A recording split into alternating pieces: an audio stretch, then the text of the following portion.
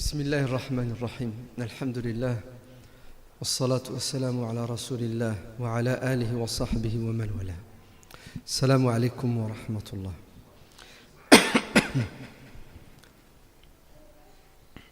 En toute franchise, la thématique qui m'a été proposée est très intéressante. Cependant, les événements actuels me poussent à en aborder une autre. Parce que il y a un proverbe qui dit « Likulli maqamin maqal ». Il y a des choses qu'il faut dire à certains moments parce qu'elles auront un impact à ce moment précis. Et une fois le moment dépassé, le discours lui-même sera dépassé. Et je crois que les intervenants d'hier et ceux de tout à l'heure vont continuer à alimenter la thématique du savoir et de la science. Le Coran est fait d'histoire. Al-Qasas. D'ailleurs, il y a une sourate dans le Coran qui s'appelle le récit. Al-Qasas. Et Dieu ne cesse dans le Coran de nous dire que nous devons cogiter, nous devons réfléchir, nous devons tirer des leçons de ces histoires. Et l'histoire qui revient le plus souvent dans le Coran, qui est récurrente, c'est l'histoire de Moussa et de Pharaon, n'est-ce pas? D'ailleurs, ce sont les deux noms les plus cités dans le Coran, le nom de Moussa et le nom de Pharaon, parmi les êtres humains. Et toutes ces histoires ont un objectif, c'est d'illustrer une idée. Il y a ce qu'on appelle l'abstrait et il y a le concret. Chaque fois qu'il y a une idée dans le Coran, Dieu donne un exemple pour qu'on la comprenne, qu'on l'assimile.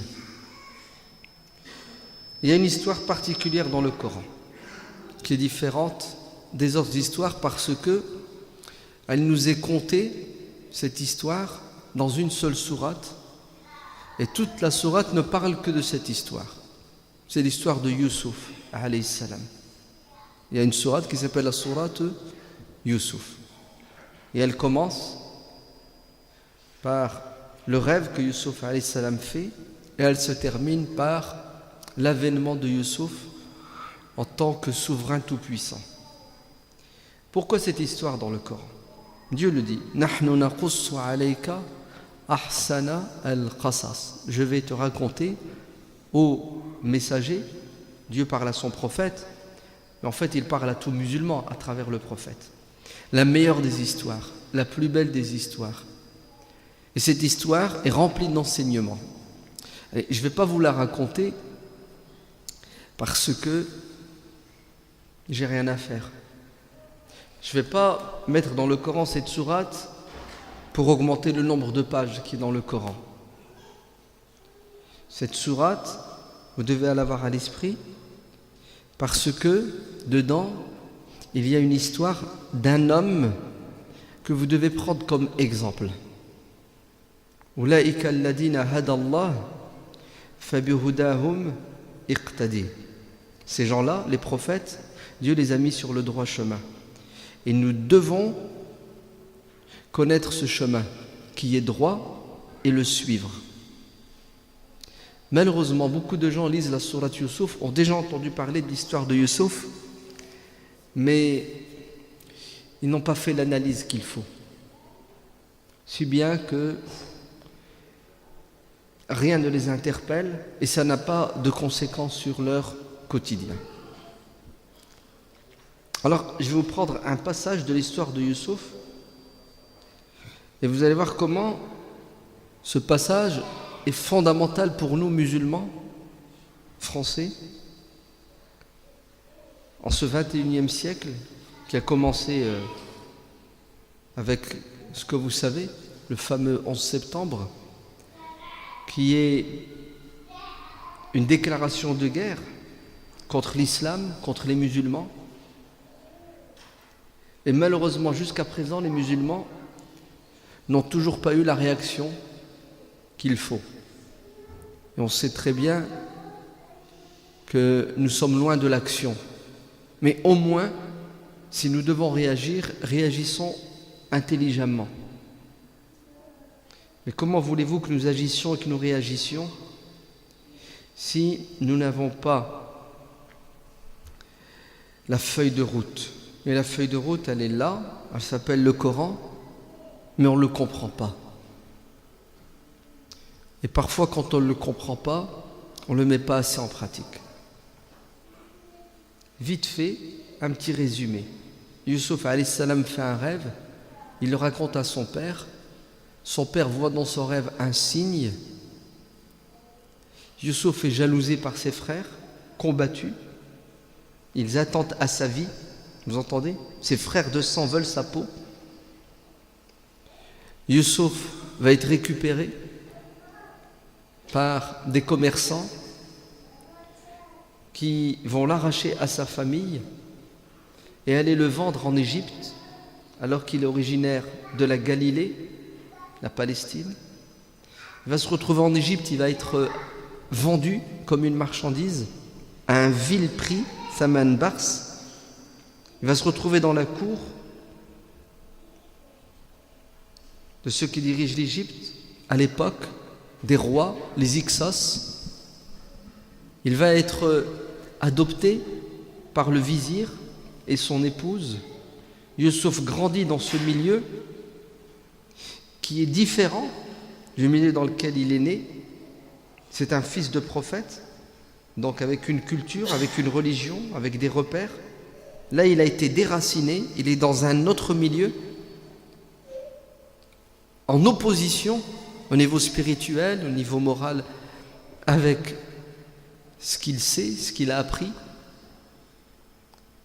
Donc il grandit dans ce milieu qui, normalement, aurait dû avoir un impact sur lui si bien qu'il aurait dû oublier ses racines spirituelles.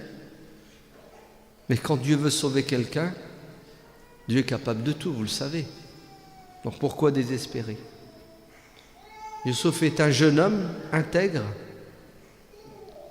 Il va subir une seconde épreuve, puisque la femme du vizir va le tenter, mais il résistera à l'épreuve. Et il va préférer la prison au péché. Une fois en prison, il patiente tout en agissant, en essayant de faire réfléchir les gens. Et il va y arriver. Et à nouveau en prison, Youssouf alayhi salam fait un rêve. Ce rêve qui va lui permettre par la suite de sortir de prison, puisque le roi qui dirige l'Égypte lui-même fait un rêve et il demande une interprétation. Et les devins lui disent que son rêve n'est pas prémonitoire. Cependant, Youssouf alayhi salam voit dans ce rêve un signe. Une catastrophe va bientôt frapper l'Égypte et les alentours. L'Égypte qui est le grenier à blé de la région, une terre fertile grâce à un fleuve paradisiaque, le Nil. Alors le roi est touché par l'interprétation de Youssouf, il le fait sortir de prison. Et là, Youssouf demande au roi quelque chose de particulier. Ij'alni ala khaza'in al-ard inni hafizun alim. Je veux être ministre de l'économie et des finances parce que j'ai la science, la compétence et je suis quelqu'un de sincère et d'honnête. Et si tu me donnes ce poste, je vais essayer d'atténuer la catastrophe imminente.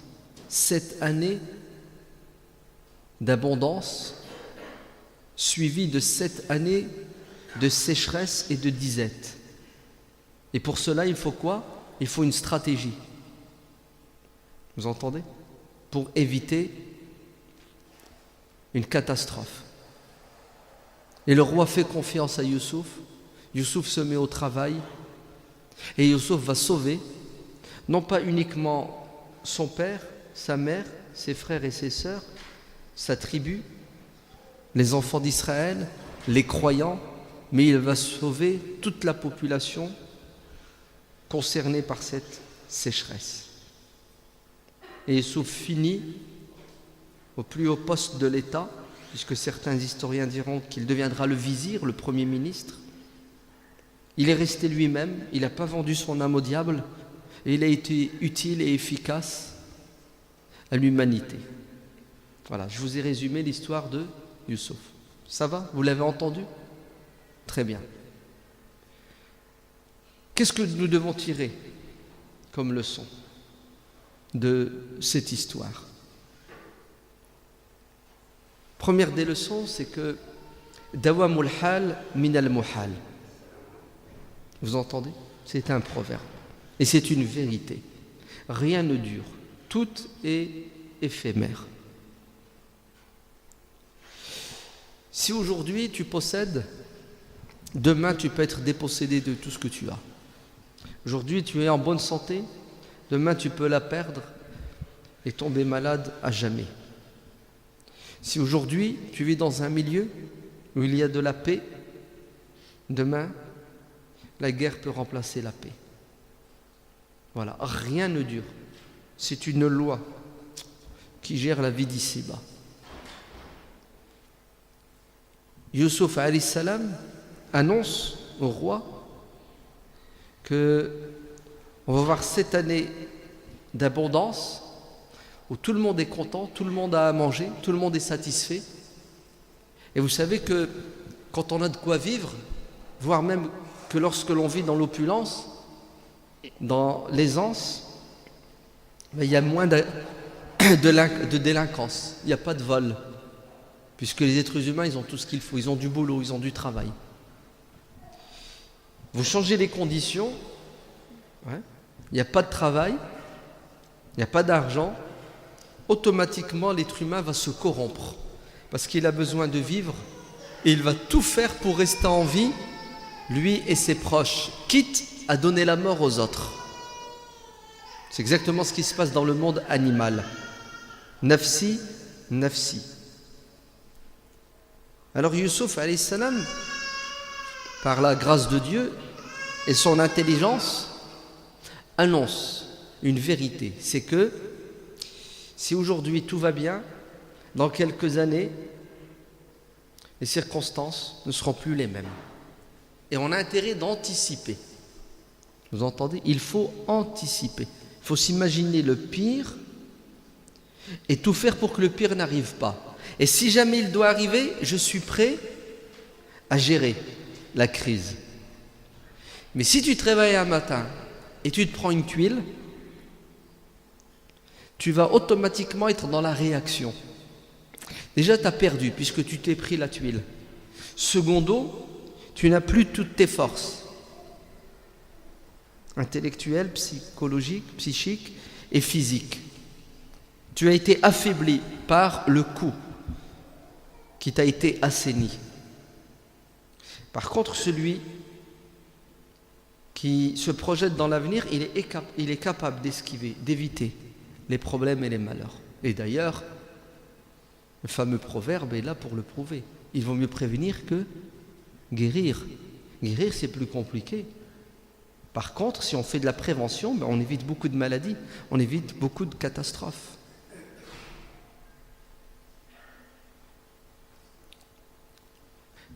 Vous arrivez à faire le lien avec la réalité d'aujourd'hui? Non? Moi, je vais vous le traduire autrement. Ouais. Il se passe quoi aujourd'hui? Même pas, laissons tomber aujourd'hui. On va remonter 30 ans en arrière. 30 ans en arrière, les sondages, les études étaient là pour nous dire que l'islamophobie n'existait pas.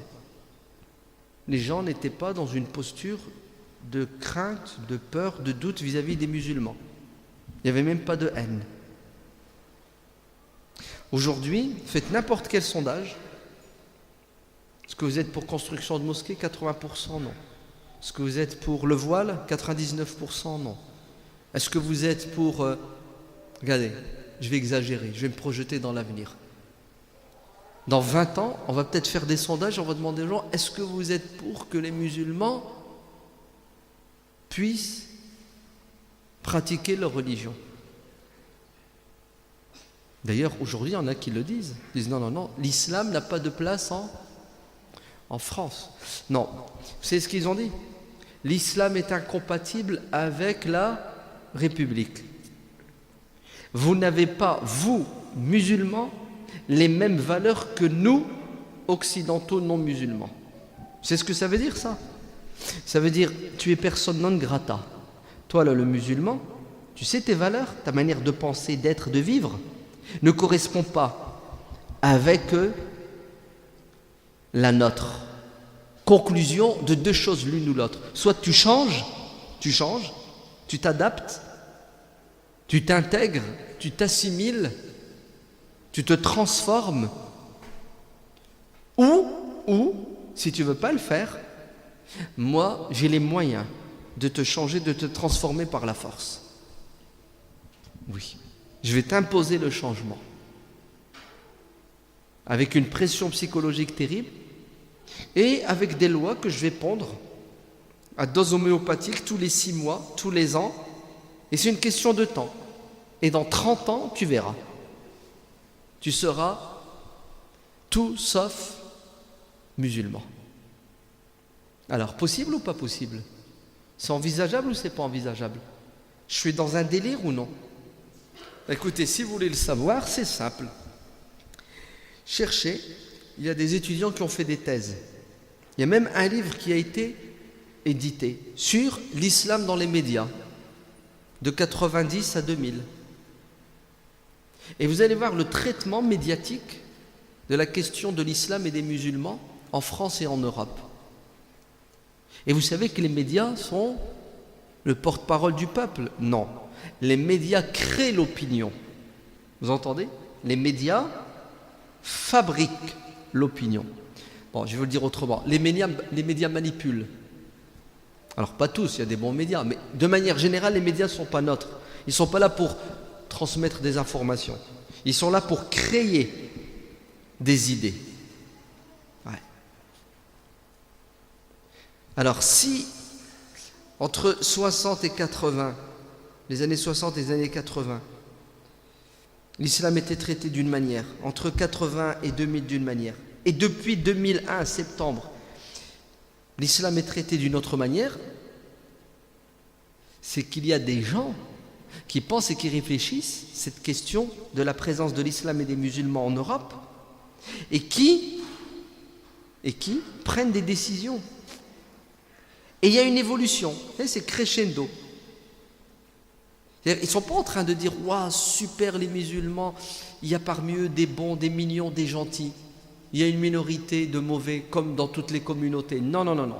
Ils sont en train de faire croire que les musulmans sont des monstres. L'islam est une religion dangereuse. Elle l'a dit, Julie Lescaut. Elle n'a pas dit « Je suis islamophobe. Le Coran me fait peur. » Elle a dit « J'ai lu le Coran me fait peur. » Un psychologue ou un psychiatre, prend la parole et vous savez ce qu'il dit? Il dit, tant que le Coran existera, tant que les imams ne feront pas un effort pour remettre en question le Coran, vous m'entendez? Je vais vous le dire. Écoutez bien, c'est un écrivain, c'est un penseur, c'est un homme influent en France. Il dit, tant que le Coran sera entre les mains des jeunes, tant que les imams, les intellectuels musulmans, ne feront pas un effort pour repenser, revisiter le Coran, il y aura toujours de l'antisémitisme en France. Car le Coran est antisémite. Vous entendez? Le problème, c'est le Coran. Et vous devez, vous, imams, remettre en question Dieu et son livre, comme nous l'avons fait. Oui. Alors, je vais juste lui dire une chose, s'il m'écoute. Le Coran n'est pas antisémite, les musulmans ne sont pas antisémites. Parce que c'est Dieu qui a créé les êtres humains et c'est Dieu qui leur a donné la liberté de croire en ce qu'ils veulent. Donc le Coran Dieu ne peut pas être contre un peuple avec un peuple. Dieu il est avec la justice, avec celui qui a raison. Ouais. Car si Dieu était anti un peuple, une entité religieuse, il éliminerait, il a tous les pouvoirs. Et le musulman doit être juste. Et s'il commet une injustice envers quelqu'un, Dieu le jugera et le punira. Il devra rendre des comptes.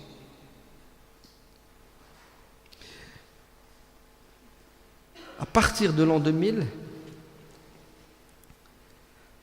il y a une machine de guerre qui s'est enclenchée, qui fait tout pour que les gens aient peur de l'islam et des musulmans. Sous prétexte que l'islam est dangereux et les musulmans sont dangereux. Qu'est-ce que ça a donné comme résultat? On a détourné l'opinion publique des vrais problèmes de société. On a poussé les musulmans à se renfermer, à se crisper, et les non-musulmans à flipper, à avoir peur. Et nous, musulmans, on n'a pas l'intelligence du prophète Youssouf. On n'arrive pas à s'imaginer qu'est-ce qui va se passer dans 20 ans, dans 40 ans. On n'arrive pas à faire des scénarios. On n'arrive pas à mettre en place une stratégie pour éviter le malheur. On attend que le malheur arrive et après on cherche le coupable. C'est ça? Et là, les musulmans délient leur langue. Ouais, nos problèmes sont dus à telle chose, à telle chose, à telle chose. Si ça va passer à cause d'eux, à cause d'eux. Regardez, commentaire, c'est tout ce qu'on sait faire. On regarde les gens jouer au foot, on regarde l'autre faire sa partie d'échecs et nous, on commente. Au lieu d'être des acteurs, on devient des victimes. Non, mieux, on est des cobayes. Il y a des gens qui font des expériences sur nous. Alors le premier enseignement que nous devons tirer, c'est que Youssouf alayhi salam, il s'est projeté dans l'avenir. 15 ans. Vous entendez? 2 fois 7 ans. Et la 15e année, nouveau cycle, tout ira bien. Voilà. Est-ce que nous sommes capables de nous projeter dans l'avenir? À la lumière des données que nous avons aujourd'hui. Aujourd'hui, là, qu'est-ce qui se passe? Qu'est-ce qui se dit? Vous êtes bien d'accord? C'est comme ça que ça marche. Ouais. On n'est pas en train d'entrer dans un monde qui s'appelle le monde de l'invisible. Oh, tais-toi, t'as pas le droit de parler de l'avenir. Ah bon? J'ai pas le droit de m'imaginer l'avenir? J'ai pas le droit d'anticiper? Mais c'est grave si tu me dis ça. Si je dois penser à l'avenir, je dois anticiper et dire Inch'Allah.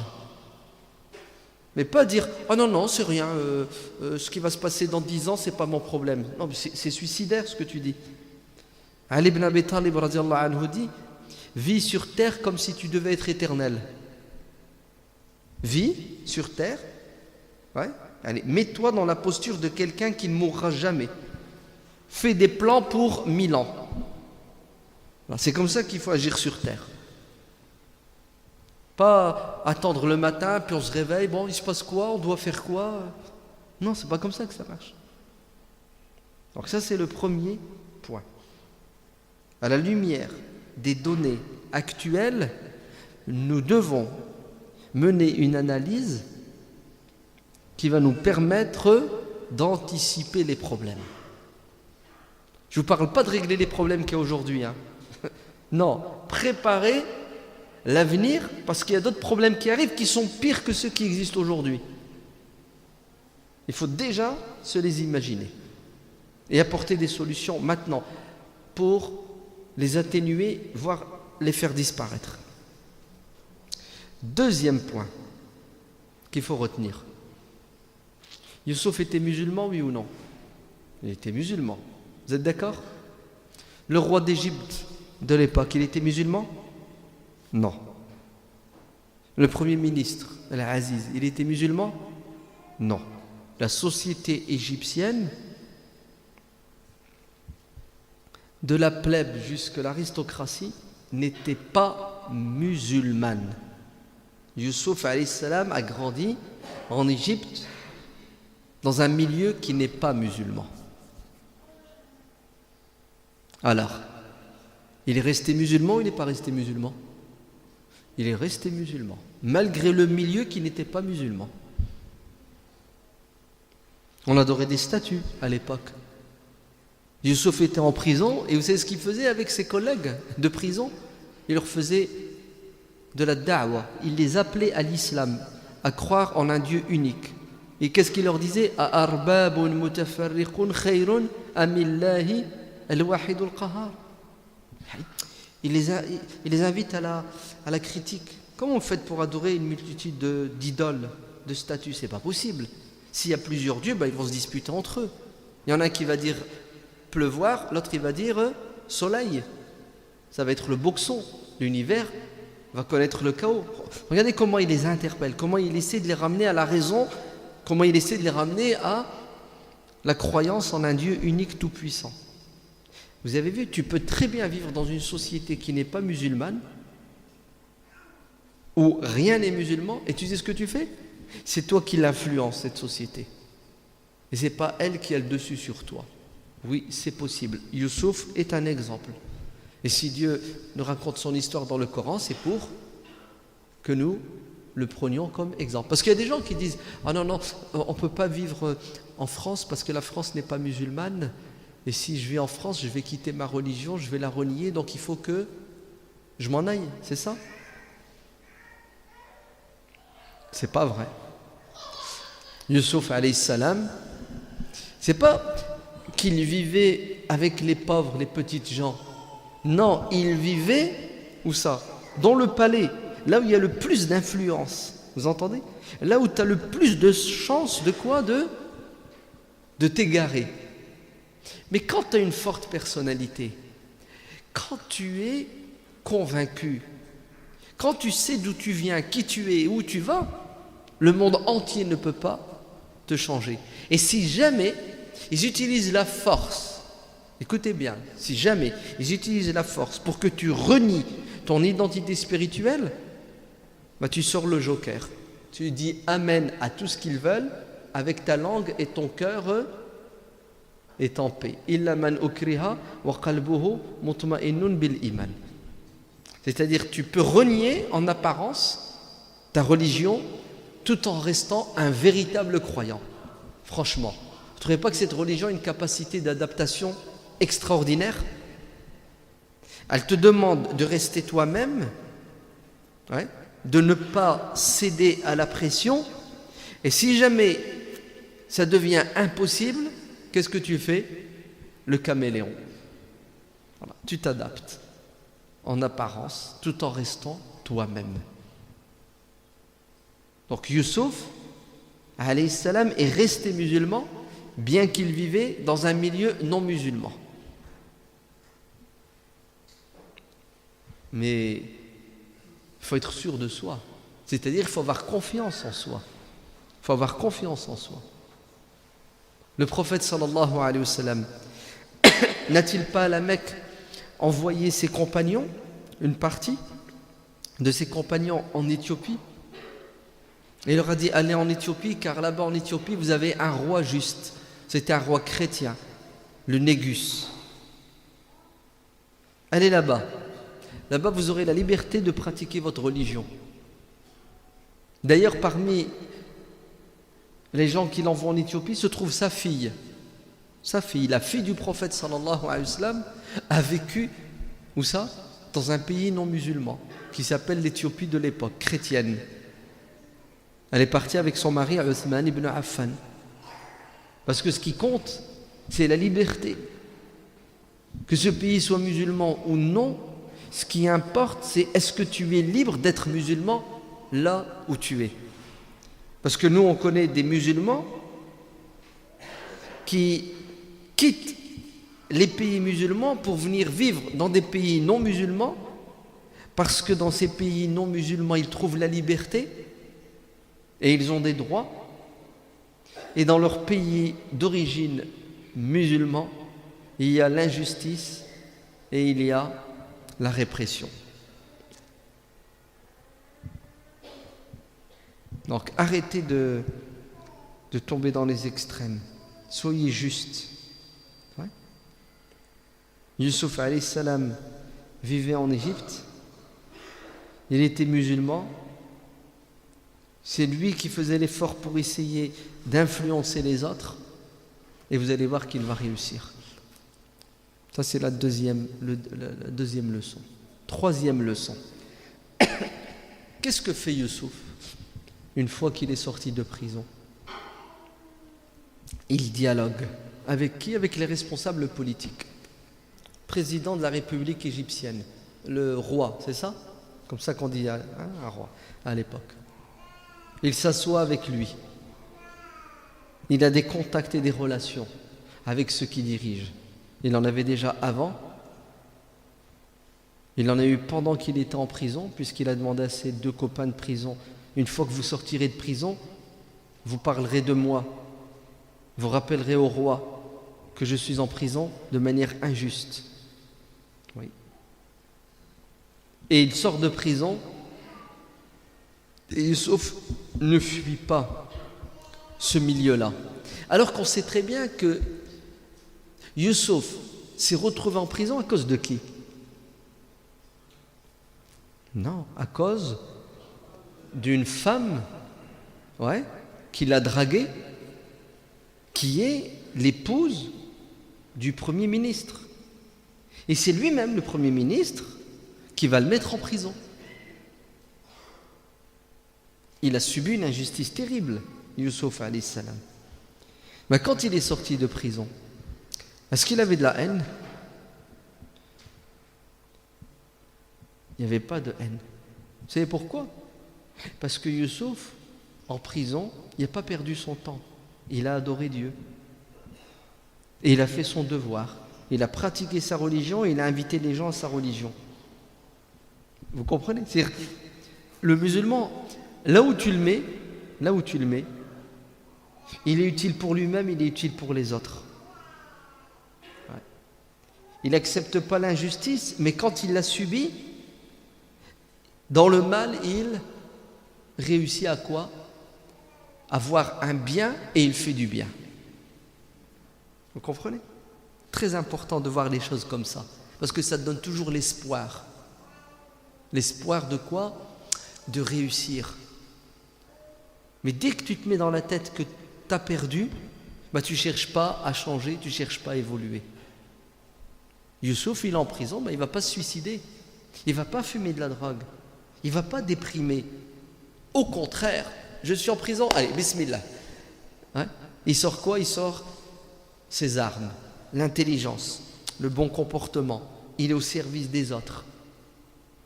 Et il change, il transforme la prison. C'est comme ça que le musulman doit être. Là où il est, il rayonne. Là où il est, il essaie de quoi? D'avoir un impact positif. Il sort de prison, écoutez bien, au lieu de maudire ceux qui sont responsables de ces années qu'il a passées en prison, vous savez ce qu'il fait? Regardez bien, il leur dit: attention, d'après ma connaissance, mon savoir, il y a 7 années de malheurs qui vont bientôt frapper ce pays et par extension toute la région. Regardez comment il conseille ceux qui lui ont fait du mal. Ce pays, l'Égypte, normalement pour lui ça a été une catastrophe. Un esclave, la femme du Premier ministre le drague, elle l'accuse, elle salit sa réputation. Le mari de cette femme, au lieu de condamner sa femme et d'innocenter Youssouf alors qu'il avait la preuve que Youssouf n'était pas coupable, il le met en prison, il ne le calcule pas pendant des années. Il a toutes les raisons du monde. Pourquoi? Pour se taire et ne pas leur dire: attention, il y a un malheur qui va vous frapper. En fait, Si c'était nous, Youssouf, qu'est-ce qu'on aurait fait? On se serait vengé, n'est-ce pas? Mais non, Youssouf n'est pas comme ça. C'est ce qu'il fait. Et il a le souci de son peuple. Vous allez me dire, mais c'est pas son peuple, c'est les enfants d'Israël. Et oui, mais les enfants d'Israël, ils sont pas là. Et lui, ça fait des années qu'il vit en Égypte. Ouais. Et il s'est intégré à la société égyptienne. Et il fait partie maintenant de cette entité culturelle et politique égyptienne. Alors Youssouf alayhi salam va tout faire, pourquoi? Pour aider et protéger son peuple et son pays, son nouveau pays qui s'appelle l'Égypte, malgré toutes les injustices qu'il a subies. Alors il va leur dire,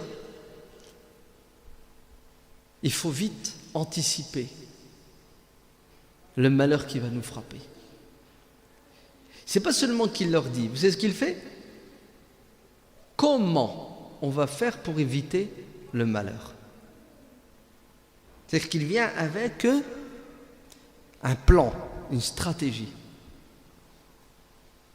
Et ils sont épatés, ils sont éblouis.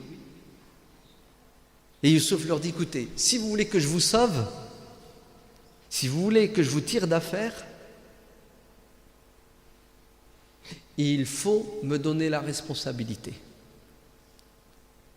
Et oui, vous vous rendez compte? Youssouf alayhi salam réclame un poste, et pas n'importe lequel, ministre.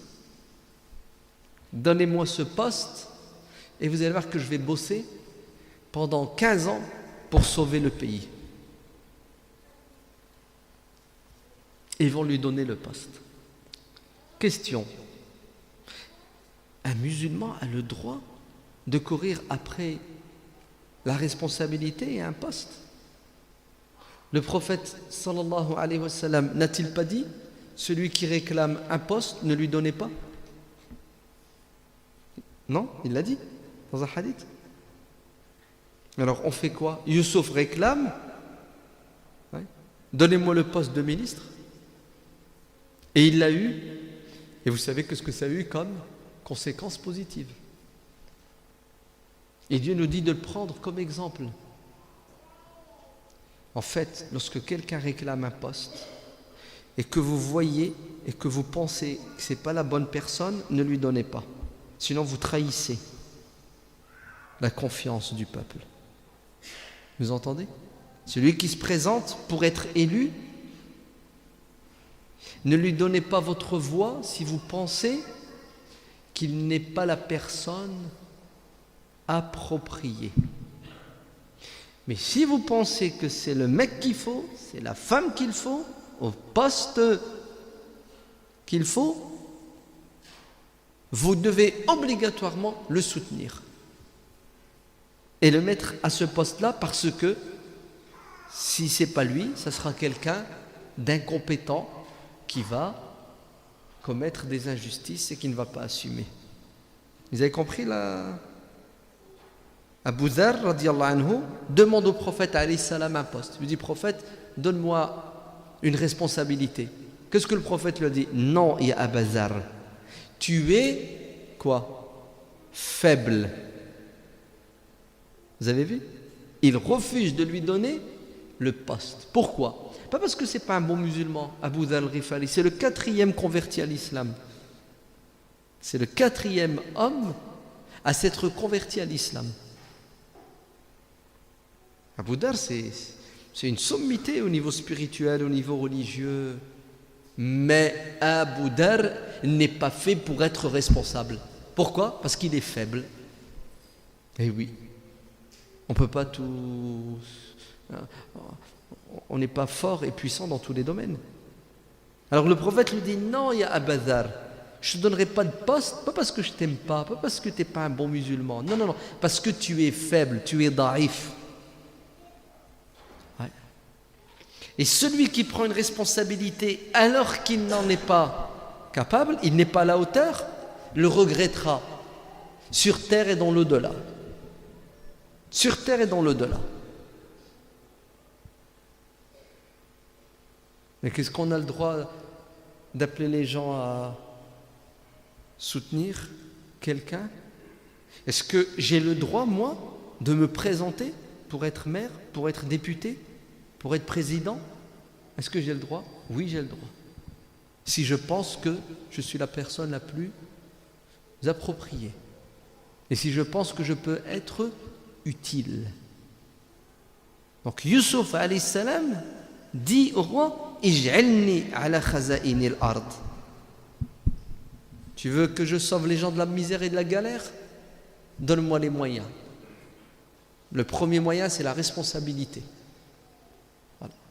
Et il va devenir ministre. Et qu'est-ce que va faire Youssouf pendant toutes ces années? Il va bosser. Avec toute une administration qu'il met en place, avec une stratégie claire et nette. Les 7 années d'abondance terminées, la misère, la galère, plus de puits, plus de récolte. Les gens meurent de faim. Mais Youssouf, qu'est-ce qu'il a fait pendant 7 ans?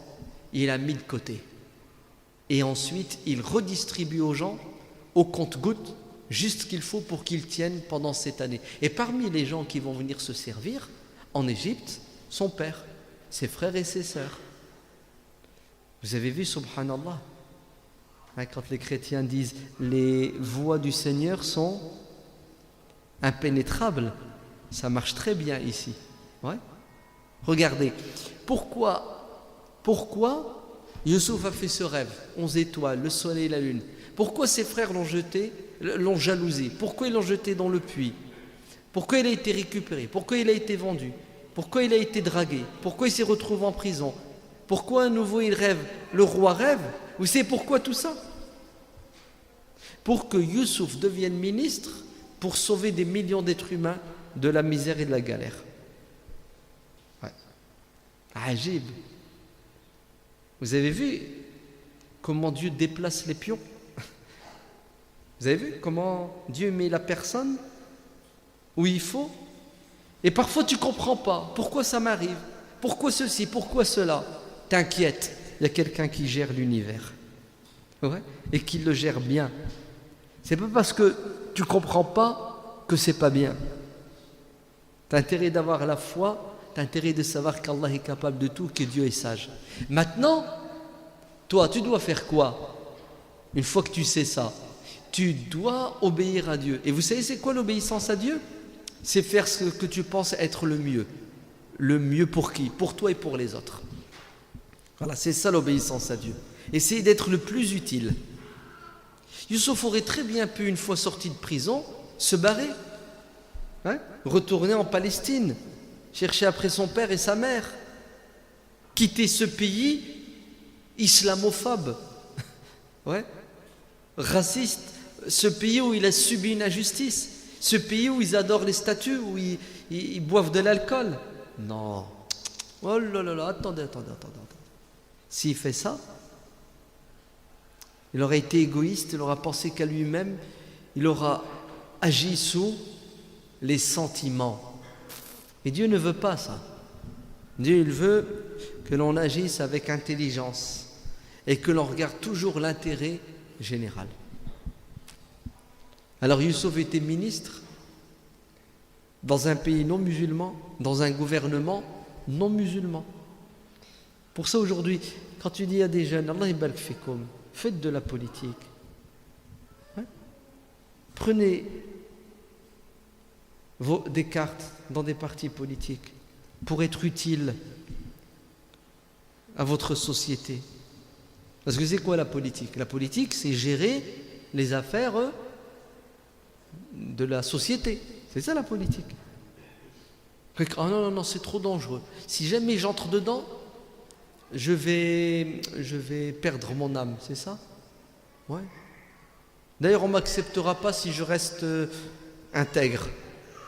Le monde politique, il est pourri, et les politiques sont tous des pourris. Et si j'entre dans le monde pourri, je vais devenir pourri, c'est ça? Conclusion, les musulmans sont tout sauf utiles. À quoi? À la société. Youssouf n'a pas dit ça. Youssouf n'a pas dit non, moi je ne prends pas ce poste c'est trop dangereux, si je deviens ministre, je vais être pourri. Moi, je vais boire de l'alcool, je vais devoir détourner de l'argent. Allez, pour justifier notre manque de volonté d'être au service des autres, on prétexte que c'est haram, c'est dangereux, il y a trop de tentations, etc., etc. Résultat, la misère, la disette, les années de sécheresse arrivent, et qu'est-ce qui se passe? On pleure. Pourquoi ça nous arrive? Pourquoi ceci? Pourquoi cela? C'est normal. Tu n'as pas anticipé et tu n'étais pas là où il fallait pour éviter les malheurs et les problèmes. Vous me suivez? Vous comprenez? Vous voyez ce que je veux dire? J'ai reçu un texto la semaine dernière. Quelqu'un me dit qu'est-ce qu'on doit faire?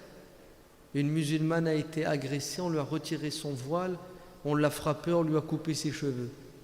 Une agression, ouais. D'accord? Ça touche ou ça touche pas? Ouais. Et toute personne qui subit une injustice, nous devons être à ses côtés pour la défendre. Musulmane ou pas musulmane. Mais imagine-toi, c'est ta sœur, c'est ta mère qui subit ça. T'as la haine, t'as pas la haine. Tu l'as. Et tu sais ce que tu fais? Tout de suite, tu appelles au secours, tu dis, ils sont où les musulmans? Ouais. Normalement, on est une communauté qui doit être solidaire. On doit s'entraider. Regardez, il y a une musulmane qui a subi une injustice. Les musulmans disent, waouh, qu'est-ce qu'on doit faire? Il faut faire quelque chose. On attend toujours que ça arrive pour réagir. En fait, on ne réagit même pas. Vous savez qu'est-ce qu'on fait? On crie, on pleure. Puis une fois que le temps est passé, on oublie. Ouais. Et au suivant, au suivant, et ainsi de suite. On n'arrive même pas à s'imaginer ce qui peut nous arriver pour travailler afin que ça n'arrive pas. On attend que ça arrive. C'est ce qui est arrivé à nos sœurs là, la semaine dernière, il y a 15 jours. Il n'y a pas qu'une. Mais c'est le résultat de 20 ans, de 30 ans de propagande islamophobe. Les gens, ils regardent à la télé, au moins une fois par semaine, une émission, des infos où le musulman et la musulmane sont montrés du doigt comme étant des monstres. Mais c'est tout à fait normal qu'ils aient peur des musulmans. Et quand tu vois un monstre qui s'approche de toi, tu fais quoi? Tu te sauves, ou si tu es capable de le... Ça va? Tu vois quoi? Tu le... Logique ou pas logique? Ça s'appelle l'instinct de survie, de défense. Alors, et pourquoi, pendant toutes ces années, quand on faisait pression sur le peuple pour qu'il réagisse comme aujourd'hui, on n'a rien fait? Pourquoi on n'a rien fait? Alech, pourquoi? Pourquoi on attend que le malheur physique arrive pour réagir, alors que quand on préparait les esprits des gens pour qu'ils passent à l'action, on s'en foutait? C'est terrible ou c'est pas terrible? Il y en a, il m'a dit, ouais, si c'était une femme juive qui s'était fait agresser, le président de la République aurait pris la parole pour dire c'est pas bien, c'est injuste. Ce qui est vrai. Ouais. Mais là, c'est parce que c'est une musulmane, on fait quoi? On s'en fiche. C'est ça? C'est vrai ou c'est pas vrai? C'est vrai. C'est Sarko qui avait dit celui qui touche à un juif touche à la France. Ouais. Et il a raison. Un citoyen est agressé, en fait tu agresses qui? Tu agresses la France, qui est le pays de la justice et des droits de l'homme, le pays de la liberté. La question c'est, alors et pourquoi quand on touche à un musulman, une musulmane, c'est pas la même réaction? On dirait qu'il y a deux sortes de citoyens. Il y a des citoyens supérieurs et des citoyens inférieurs. Et nous on est dans quelle catégorie? Et pourquoi on est inférieur? Pourquoi? Question, pourquoi on est inférieur? Pourquoi Hollande n'est pas sorti? Il a dit celui qui touche à une musulmane, il a touché à Marianne. Pourquoi Hollande n'a pas dit ça? Vous savez pourquoi? Parce qu'il n'y a personne qui lui a demandé de le dire. Parce que les musulmans,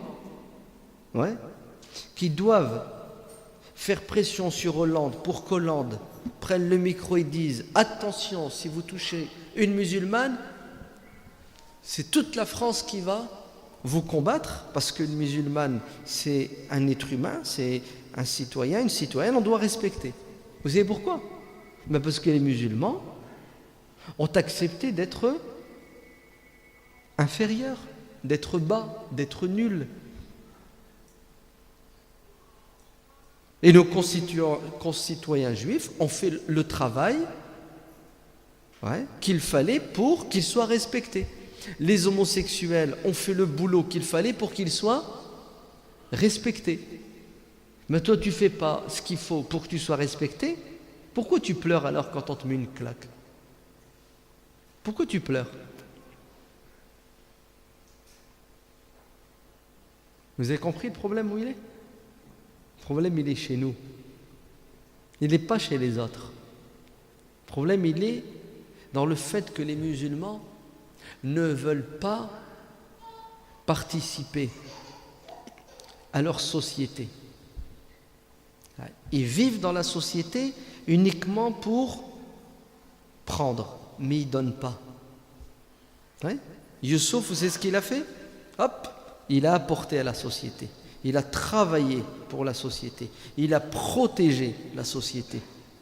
Youssouf, il a dit, je veux du pouvoir. Pour faire quoi? Pour faire du mal. Quand il avait le pouvoir, il a fait du mal, Youssouf?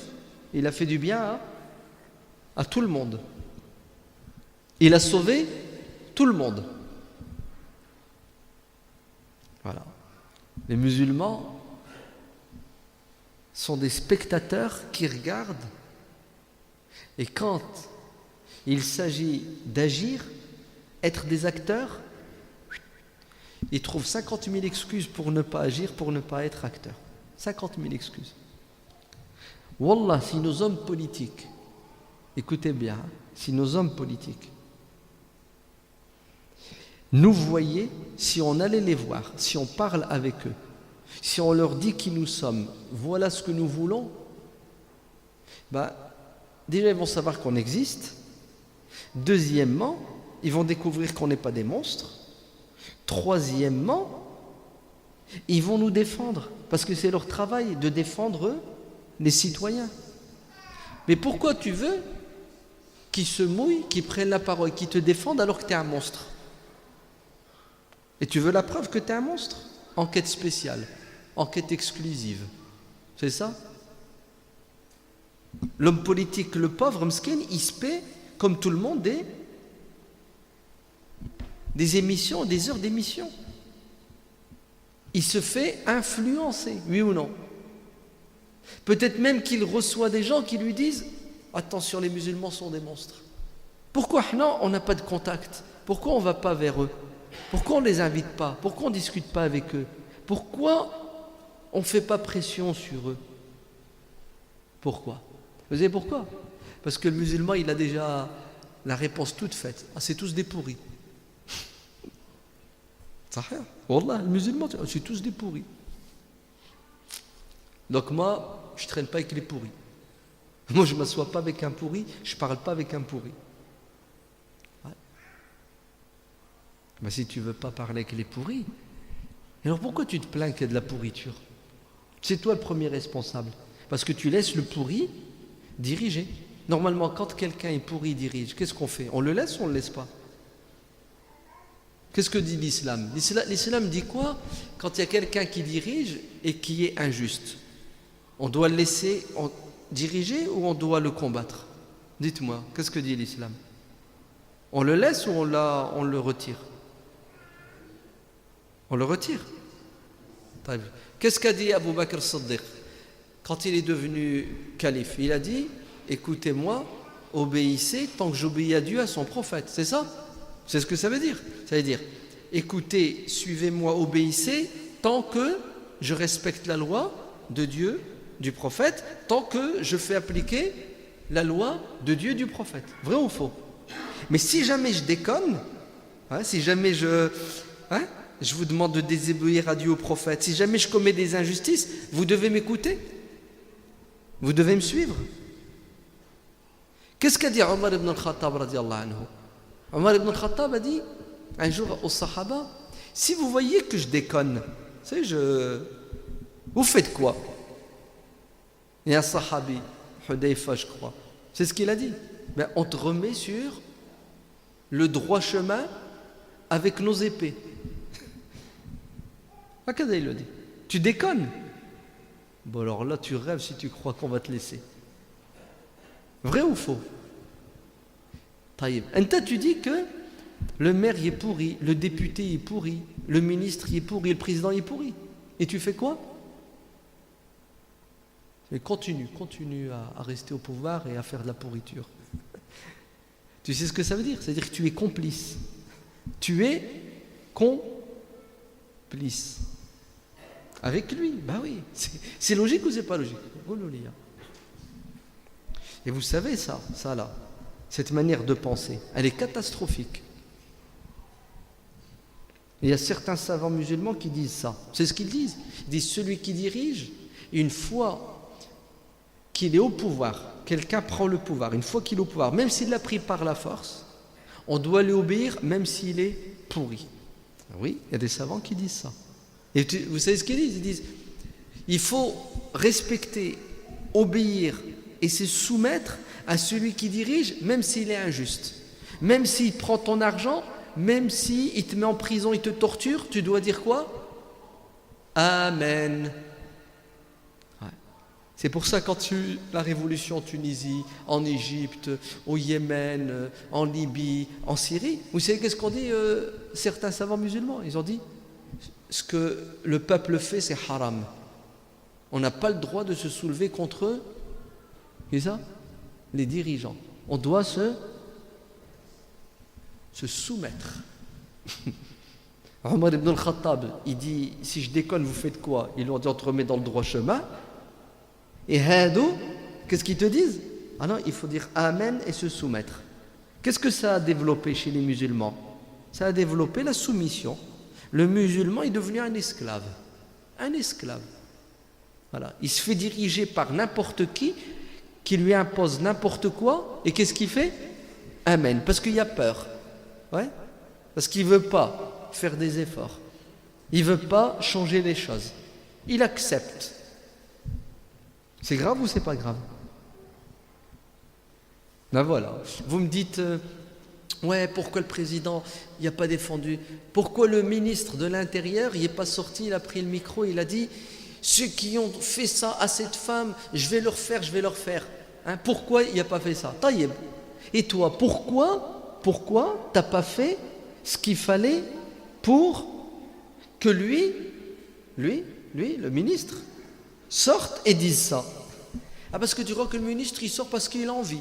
Il n'y a rien à faire. Il a entendu à la radio qu'il y a une musulmane, on lui a arraché son foulard, on lui a coupé ses cheveux, on a tué son gosse. Oh, mskina, moi je vais sortir, je vais parler. Vous n'avez rien compris. Wallah l'adé, vous n'avez rien compris. Défends-toi et personne qui va te défendre à ta place. Oui. Et tu sais comment tu dois te défendre? Selon la loi. Parce qu'on est dans un pays de droit. Tu as des droits, mais tu as aussi des devoirs. Alors j'espère que ce soir ou demain, vous allez envoyer un courrier au ministre de l'Intérieur et au président de la République. Un courrier, un courriel, Internet. Monsieur le ministre, comment se fait-il? Vous ne vous êtes pas exprimé. Une femme à Argenteuil, une à Reims, plein de musulmanes se font. Pourquoi vous dites rien? Pourquoi vous faites rien? Quand il va recevoir 1 million de lettres, vous avez entendu? 1 million de courriers. Qu'est-ce qu'il va se dire, le ministre? Le président va se dire quoi? Il va dire ces personnes sont 1 million, mais si je leur fais pas plaisir, ils vont me punir. Quand? C'est quand la punition? Les élections. Ah ouais, mais attends, voter c'est haram. C'est ça? Ça sert à rien. Je ne vais pas voter pour des pourris. Non, c'est pas ça, c'est pas. Résultat, regardez ce qu'ils font à nos sœurs. Et c'est rien ça. Hein. Allah, peut-être dans 20 ans, dans 30 ans, ça sera pire. Est-ce que vous entendez? Peut-être dans 20 ans, dans 30 ans, ça sera pire. Là, ils l'ont arrêté, ils lui ont retiré son foulard, ils lui ont mis des coups de pied dans le ventre, dans la tronche. Imaginez-vous, demain, ils s'arrêtent, ils ouvrent une camionnette, ils prennent ta sœur, ils la mettent dans la camionnette, ils partent avec dans un endroit, puis ils la violent tous, et ils lui retirent son foulard, et après ils te la déposent. Tu fais quoi?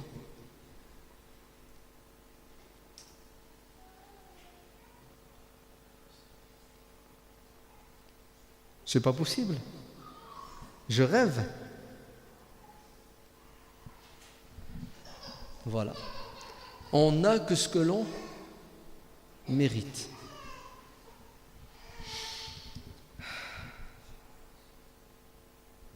Ouais. Khair. Je vais m'arrêter ici. Vous avez compris l'histoire de Youssouf alayhi salam? Ouais. On doit tous être des Youssouf. Être utile pour notre société et avoir du poids pour se faire respecter. Wallahu alam. Walhamdulillahi rabbil alamin.